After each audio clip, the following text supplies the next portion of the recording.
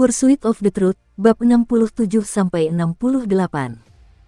Untuk melihat video selengkapnya, sahabat bisa kunjungi playlist yang telah Sabta Novel sediakan. Yuk mari, kita berimajinasi bersama dan masuk ke alur ceritanya.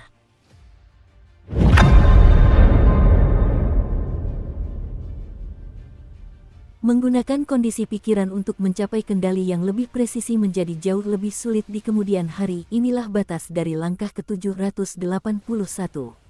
Aku hanya punya 2 pembuluh darah tersisa. Kedua pembuluh darah itu sepertinya menyatu. Aku tidak bisa membuat mereka menghilang secara terpisah, gumam Su Ming pelan. Tapi ini adalah kesempatan terakhir. Gunung ini bisa dikatakan sebagai tempat latihan suci. Setelah aku pergi, akan sangat sulit untuk menemukan kesempatan seperti ini lagi. Alis Su Ming perlahan berkerut.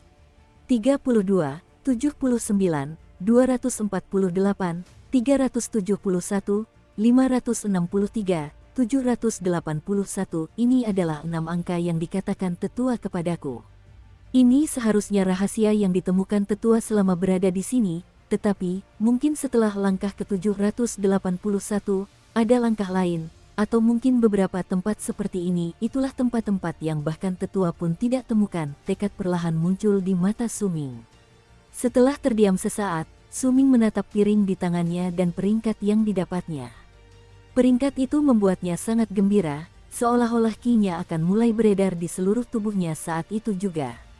Kedua, ia mengalihkan pandangannya dari piring dan menundukkan kepala. Setelah akhirnya tenang, tatapan penuh pertimbangan muncul di matanya. Aku sudah mendapatkan keinginanku, sekarang aku bisa menyerah. Gumam Su Ming itu, dengan keraguan di matanya. Tapi begitu aku menyerah, maka latihan dengan kontrol yang presisi akan terhenti di sini, dan aku tidak akan pernah menyelesaikannya. Pasti ada tahapan serupa di atas sana yang memiliki tekanan seimbang yang sama. Su Ming tidak ragu lama. Dia tidak ingin melepaskan kesempatan ini. Dia tahu bahwa sukunya dalam bahaya dan merasakan kekhawatiran tetua. Dia harus menjadi lebih kuat. Aku tidak boleh melewatkan kesempatan ini. Aku harus menemukan tempat yang belum ditemukan oleh tetua. Keraguan di mata Su Ming seketika berubah menjadi tekad dan keteguhan hati. Dia mengangkat kakinya dan tiba-tiba bergerak menuju anak tangga ke-782. Saat kakinya mendarat, Su Ming langsung gemetar. Tekanan yang kuat dan besar menimpa tubuhnya. Saat ia gemetar, sejumlah besar pembuluh darah muncul di tubuhnya dengan kekuatan yang mirip dengan ledakan.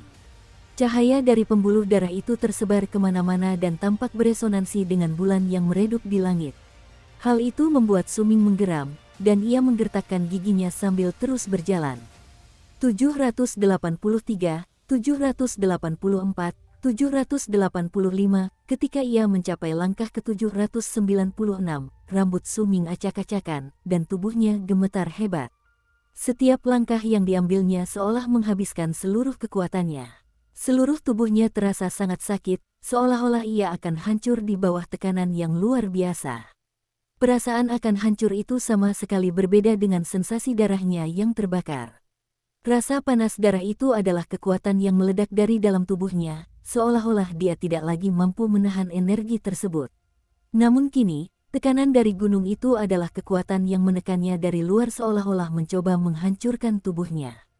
Pembuluh darahnya terus-menerus melawan tekanan saat ki dalam tubuhnya bersirkulasi, menopang tubuhnya agar tidak hancur berkeping-keping. Daya tahannya terhadap tekanan juga meningkat berkat nutrisi yang diberikan oleh cahaya bulan. Setiap langkah yang diambilnya, setetes darah mulai menetes dari sudut mulutnya. Wajahnya mulai berkerut menunjukkan ekspresi marah, tetapi di balik keganasan itu terdapat tekad dan keteguhan hati yang mengejutkan. Aku harus menemukan titik itu. Aku harus melakukan kontrol yang presisi. Su Ming melangkah lagi dan sampai di anak tangga ke-799. Saat ini, penglihatannya mulai kabur, dan dia sepertinya tidak mampu melangkah lagi. Ye Wang juga tampak sangat menyedihkan. Ia terengah-engah, dan rambutnya acak-acakan. Urat-urat di wajahnya menonjol, dan pembuluh darah di sekujur tubuhnya terlihat jelas. Ia berjuang menaiki anak tangga ke-837 ketika rasa sakit tumpul mulai terasa di dadanya. Detak jantungnya yang cepat membuatnya merasa pingsan. Namun saat ia melihat piring itu, kegilaan terpancar dari matanya. Mosu, Ye Wang tiba-tiba mengangkat kepalanya dan menggeram ke langit. Dia mengangkat kakinya lagi dan bergerak, tetapi kecepatannya jelas melambat. Su Ming mencoba 5 kali, tetapi bagaimanapun caranya, dia tidak bisa mengangkat kakinya. Seolah-olah sepasang tangan raksasa menekan tubuhnya, menyebabkan seluruh tubuhnya kesakitan. Seolah-olah tulangnya akan hancur. Dia tidak bisa mengangkat kakinya. Sepasang tangan raksasa yang tak terlihat itu tanpa ampun dan acuh tak acuh menekan Su Ming, menyebabkan dia tidak mampu berdiri tegak, dan akhirnya tubuhnya mulai membungkuk. Dia tidak mampu terus berdiri dan tampak mulai jatuh ke bawah. Wajah Su Ming pucat pasi, dan keringat terus mengalir dari tubuhnya. Rasa pusing semakin kuat, dan perasaan tak berdaya muncul di hatinya. Dia berusaha mengangkat kepalanya sedikit, memandang bulan yang semakin redup dan langit yang luas. "Mengapa engkau menangis, wahai langit biru?" Perlahan, kata-kata itu bergema di kepalanya. Dia tiba-tiba tertawa. Tawa yang menggelegar itu hanya memperparah rasa sakit di tubuhnya, tetapi di mata Su Ming, bulan merah darah menjadi semakin jelas, dan meletus dengan api yang menyala-nyala. "Aku takkan menyerah." Su Ming mengangkat kepalanya dan tiba-tiba meraung. Raungan itu menggema, mencerminkan sumber mengapa ia tiba-tiba bisa naik pangkat. Sambil meraung, Su Ming berusaha mengangkat tangan kanannya dan menggigitnya sekali lagi. Ada kegilaan di matanya dan sekali lagi, ia menyeka darah di mata kirinya. Saat ia mengoleskan darahnya ke matanya, seluruh gunung tiba-tiba bergerak. Kabut bergulir maju seperti gelombang dahsyat dan gumpalan udara meletus dari seluruh gunung aliran angin, seperti gelombang tak berujung dari sekeliling gunung menuju Su Ming. Tiba-tiba terdengar juga suara auman binatang buas di puncak gunung. Auman itu seperti ilusi yang menggema di seluruh gunung dan merasuk ke dalam hati Su Ming dan Ye Wang. Su Ming terbatuk mengeluarkan seteguk darah. Hembusan udara aneh yang tak terhitung jumlahnya memasuki tubuhnya dan menyebabkan suara dentuman bergema di dalam darahnya saat pembuluh darahnya kembali membesar. Dia meraung dan perlahan-lahan meluruskan tubuhnya yang membungkuk sambil melawan tekanan dari sepasang tangan tak terlihat hingga akhirnya dia berdiri tegak. Tekanan dari tangan-tangan itu tampaknya tidak mampu menahan aliran udara yang tak terbatas yang memasuki tubuh Su Ming dan juga tidak mampu menahan kekuatan kobaran darahnya di bawah sinar bulan. Su Ming berdiri. Saat itu fajar telah tiba. Bulan, yang seharusnya sudah mulai redup, tampak memancarkan cahaya terakhirnya pada saat itu. Tiba-tiba langit tampak cerah, dan saat Su Ming berdiri, ia melangkah maju dengan tiba-tiba menuju anak tangga ke-800, lalu melangkah beberapa langkah lagi tanpa berhenti. 802, 805, 811, 814, 817. Dia berdiri di anak tangga ke-817 dengan mata merah. Darah di pembuluh darahnya terasa seperti terbakar. Dia sudah setengah jalan melewati luka bakar ketiga pada darahnya. Dia hanya berhasil mengolesi setengah mata kirinya dengan darah. Ada kekuatan eksplosif di dalam tubuhnya yang meledak keluar. Seluruh tubuhnya tampak berada di ambang kehancuran dan ledakan. Su Ming tahu bahwa jika dia menggunakan kekuatan eksternal dan secara paksa memulai pembakaran darah ketiganya, dia pasti tidak akan mampu menahannya. Namun di dalam gunung ini, ada tekanan besar, dan itu membantunya. Dengan tubuhnya sebagai pusatnya, ada kekuatan eksplosif yang berasal dari dalam tubuhnya, dan ada kekuatan yang menekan tubuhnya, menyebabkannya mendapatkan kesempatan untuk menyelesaikan pembakaran ketiga yang sebelumnya tidak dapat dia selesaikan. Jari telunjuk kanan Su Ming bergetar. Ia meraung saat melakukannya dan mengolesi seluruh mata kirinya dengan darah segar, dan rasa terbakar akibat darah mulai terasa. Seluruh gunung bergetar. Hembusan udara aneh lainnya menerjang dengan dahsyat dan memasuki tubuh Su Ming dari setiap pori-porinya dengan cepat, menyebabkan jumlah pembuluh darah di tubuhnya meningkat dengan kecepatan luar biasa. "Aku harus naik." Su Ming mengangkat kakinya dan melangkah maju sekali lagi. 819, 823, 827, ketika dia mencapai langkah ke-839, kabut merah darah menyembur keluar dari tubuhnya, tetapi hanya ada ketekunan dan tekad di matanya. Dia belum menemukan keseimbangan yang dicarinya di antara semua langkah yang telah diambilnya sejauh ini, tetapi Su Ming yakin bahwa pasti ada tempat seperti itu di langkah-langkah yang tersisa. Mosu, Ye Wang juga dalam keadaan panik. Saat itu dia berada di langkah ke-845. Ketika papan menunjukkan bahwa musuh telah mengambil langkah ke-839, bagaimana mungkin dia tidak marah? Sebagai yang terbaik di antara rekan-rekannya, harga dirinya tidak mengizinkan siapapun untuk melampauinya. Martabatnya menegaskan bahwa apapun harganya, ia harus mempertahankan posisinya sebagai orang yang paling berkuasa. Urat-urat di wajahnya menonjol dan matanya benar-benar merah. Ekspresi angkuh dan sombong yang tadi terpampang di wajahnya telah lenyap, berubah menjadi ekspresi amarah dan kekesalan. Ia mengangkat tangan kanannya dengan marah dan meraung sambil memukul dadanya. Seketika, sejumlah besar kekuatan mengalir melalui seluruh tubuhnya. Pada saat yang sama, kekuatan itu menjalar ke seluruh bagian daging dan tulangnya, meninggalkan bekas merah darah di dadanya. Itu adalah sebuah tanduk berwarna merah darah yang belonget tu seekor binatang buas. Tanduk itu berbentuk seperti gambar. Warnanya bukan merah terang, melainkan agak gelap.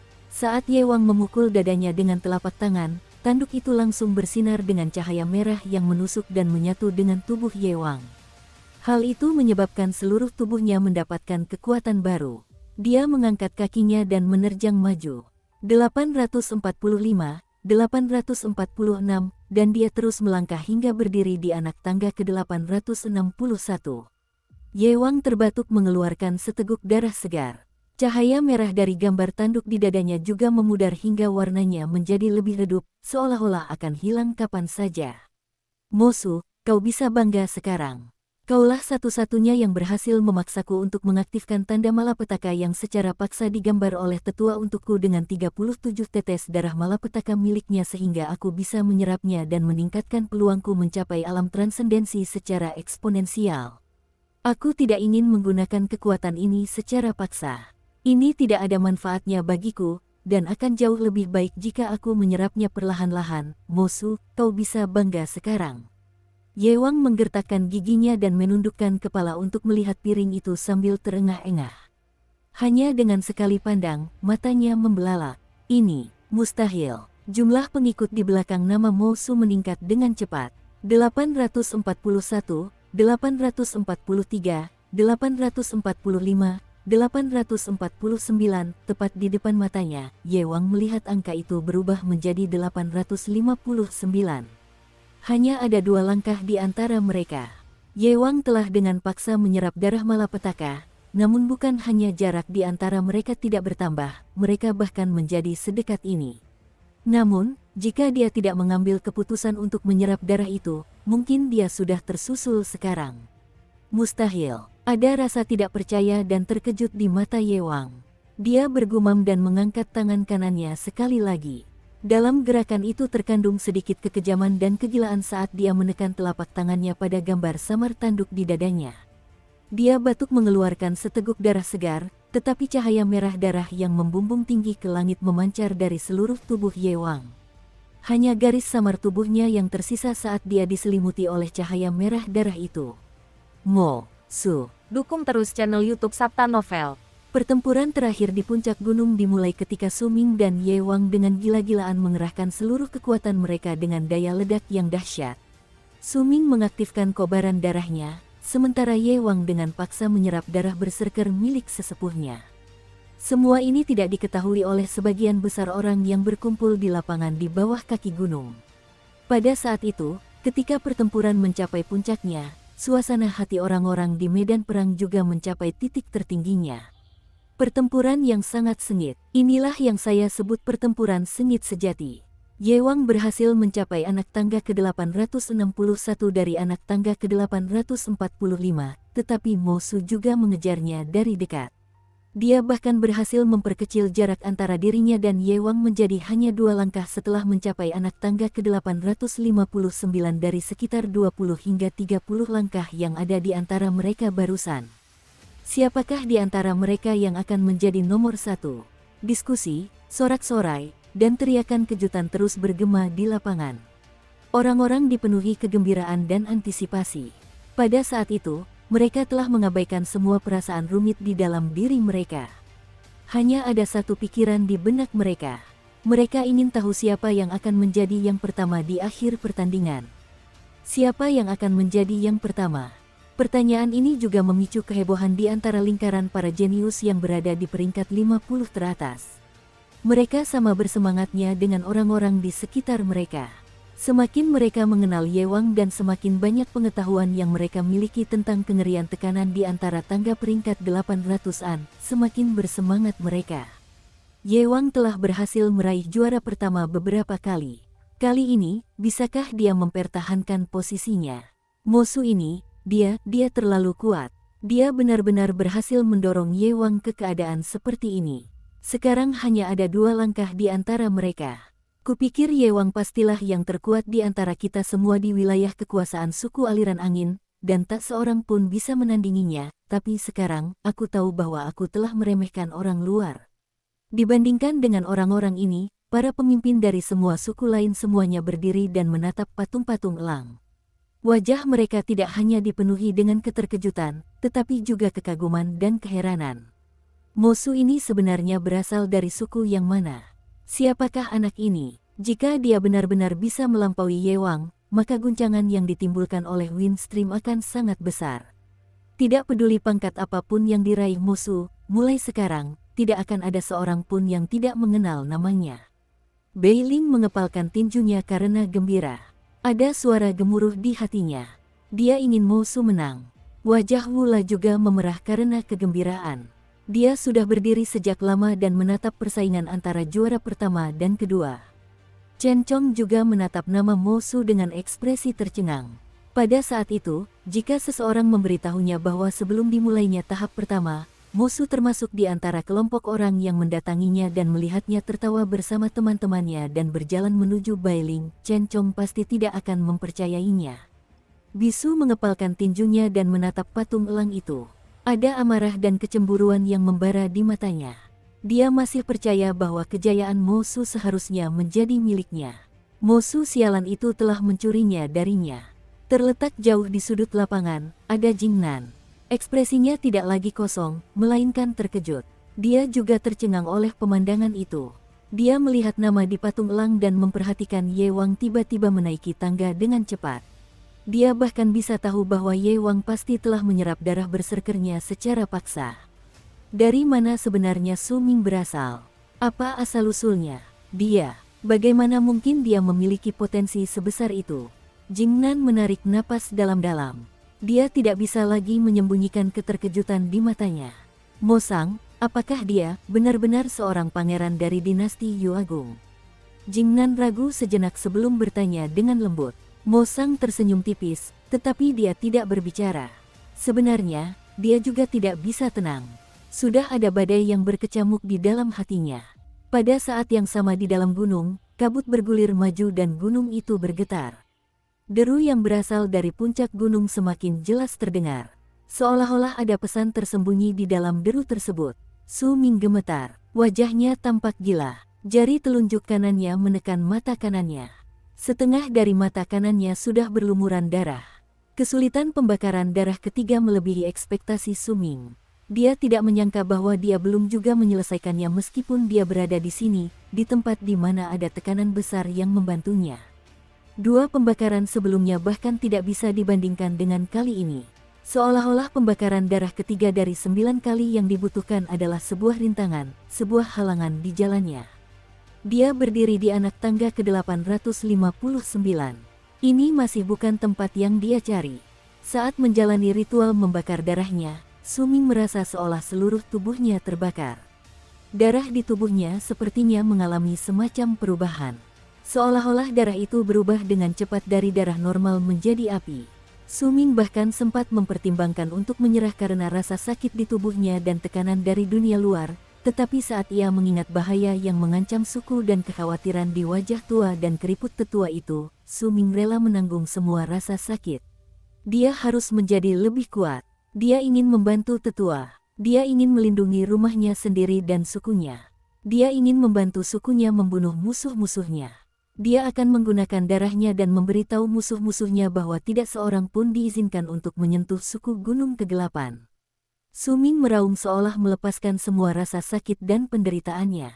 Sambil berteriak, dia terus menggerakkan jari telunjuk kanannya perlahan tapi pasti, dan dengan tekad bulat di atas mata kanannya. Pada saat itu, siapapun yang ingin menghentikan Suming dari melindungi sukunya dan rakyatnya, mereka akan menjadi musuh bebuyutannya. Matanya terasa seperti ada api yang menyala di dalamnya.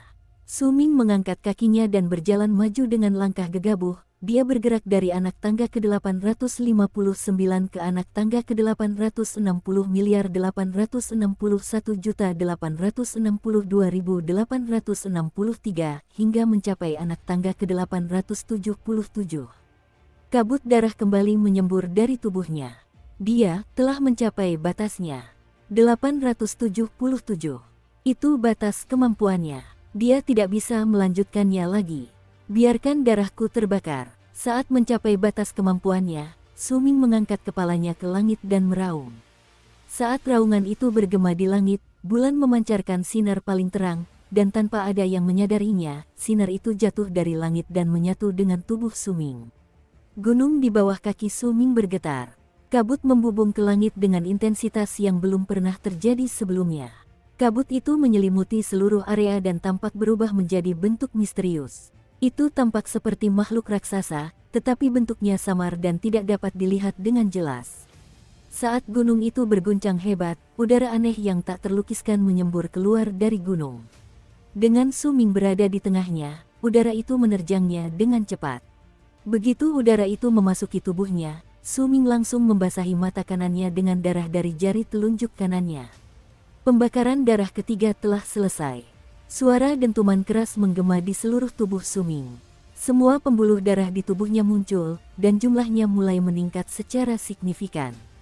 Saat pembuluh darah itu muncul satu persatu, kehadiran yang kuat di dalam tubuh Suming menjadi semakin kuat. Hampir dalam sekejap mata, pembuluh darah di tubuh Suming bertambah menjadi 109. Raungan dahsyat menggema di dalam tubuhnya, dan dia menembus tingkat kelima alam pemadatan darah dan mencapai tingkat keenam. Tingkat keenam dari alam pemadatan darah. Pembuluh darah di tubuhnya terus membesar. Saat pembuluh darah itu muncul satu persatu, Suming mengangkat kakinya dan berjalan menuju anak tangga ke-878 dengan cepat. Begitu kakinya mendarat, seluruh gunung bergetar sekali lagi. Udara aneh terus memasuki tubuhnya, dan Suming menuju anak tangga ke-879, terus melangkah maju. 883, 885, 889, ketika dia mencapai langkah ke-899, pembuluh darah di tubuh Suming bertambah menjadi 156. Seolah-olah semua ki di dalam tubuhnya telah berubah menjadi api. Seperti ada api di dalam dirinya yang cukup kuat untuk membakar langit dan bumi. Namun di matanya, bayangan bulan merah darah perlahan menghilang dan tersembunyi. Seolah-olah setelah pembakaran darah ketiga, bulan di matanya kembali ke dalam dan tidak lagi memperlihatkan jejaknya keluar. Baru sekarang Suming bisa dianggap telah menguasai sedikit seni berserker api. Dia mengangkat kakinya dan bergerak menuju anak tangga ke-900. Dia berdiri di sana dan melihat ke depan. Dari tempatnya berdiri, dia bisa melihat patung seekor binatang buas berjongkok di puncak gunung yang tidak terlalu jauh. Perasaan yang tak terdefinisikan memenuhi seluruh diri Suming.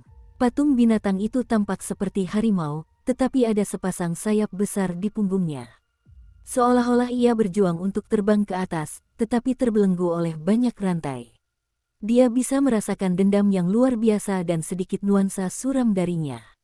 Dia memandang patung itu dan merasa seolah-olah patung itu juga memandanginya.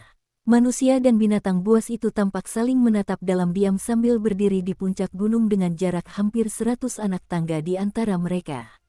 Setelah sekian lama, Suming memejamkan matanya. Dia bisa merasakan kehadiran yang familiar dari patung binatang buas itu. Kehadiran itu, milik sang berserker api. Itu adalah patung makhluk mitos dari suku berserker api. Saat menutup matanya, Suming juga menemukan titik yang selama ini dicarinya. Langkah ke-900 adalah titik ke-7 dengan tekanan seimbang. Dia berdiri di sana. Terdapat 156 pembuluh darah di tubuhnya. Pembuluh-pembuluh itu berdenyut kencang mengikuti setiap detak jantung. Saat fajar hampir berakhir dan siang hari akan tiba, Suming memulai penyempurnaan terakhir tubuhnya. Rambut Yewang acak-acakan. Wajahnya dipenuhi amarah yang luar biasa. Ia akan memukul dadanya tanpa ragu sebelum melangkah 10 langkah pun. Gambar tanduk itu semakin memudar seiring dengan memudarnya cahaya merah di tubuhnya. Ia melangkah maju tanpa mempedulikan konsekuensinya. Harga diri dan martabatnya tidak akan membiarkannya kalah. 881, 882, 897, 899, Ye Wang memukul dadanya dengan tangan kanannya.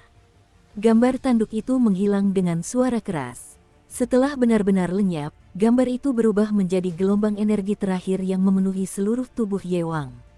Hal itu menyebabkan Ye Wang meraung dan bergerak menuju langkah ke-900, lalu terus maju hingga mencapai langkah ke-905. Begitu sampai di sana, Ye Wang terbatuk-batuk mengeluarkan seteguk darah segar dan perlahan roboh. Piring di tangannya jatuh. Saat terlepas dari tubuhnya, piring itu berubah menjadi embusan kabut hitam yang mengelilingi Ye Wang dan menghilang dari gunung. Hanya Suming yang tersisa di gunung itu. Suasana di gunung itu sunyi senyap. Lapangan pun sama sunyinya. Ketika Ye Wang muncul di lapangan, ia tidak sadarkan diri. Saat Jingnan memperhatikan dengan ekspresi muram, beberapa orang secara otomatis maju dan segera membawa Ye Wang ke sudut untuk membantunya pulih. Hanya ada satu nama yang belum beruban di 9 patung elang itu. Kedua, Mosu, 900 anak tangga. Semua orang menunggu.